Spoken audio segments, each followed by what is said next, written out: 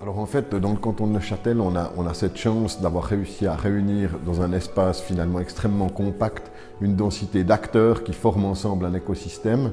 C'est ça qu'on appelle Microcity, c'est cette réunion sur un territoire très compact d'acteurs actifs dans la formation, dans la recherche et l'innovation de pointe, dans tout ce qui est technologie de très haute précision, et puis un tissu industriel très dense qui est capable de transformer dans les délais records ces idées en produits.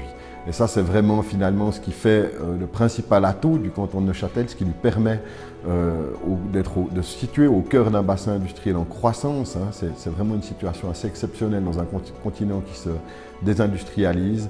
Alors, je dirais c'est ça qui finalement constitue ce réseau, cet écosystème Microcity.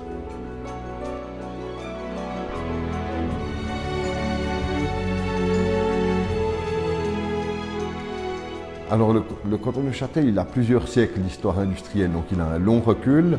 Il a vécu plusieurs grandes évolutions, parfois des révolutions. Enfin, derrière le mot révolution, on va parler d'évolutions disruptives, hein, des changements vraiment assez fondamentaux dans les méthodes de production, dans l'organisation finalement du tissu industriel aussi.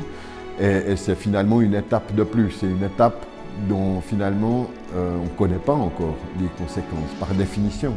On invente l'avenir et la question c'est de savoir dans quelle mesure on va pouvoir être les acteurs de ce changement, le construire, ou dans quelle mesure on va passer à côté et du coup subir ces changements. Évidemment, on préfère se positionner dans la première de ces deux variantes, à savoir être les acteurs et quelque part ceux qui vont penser et mener ce changement.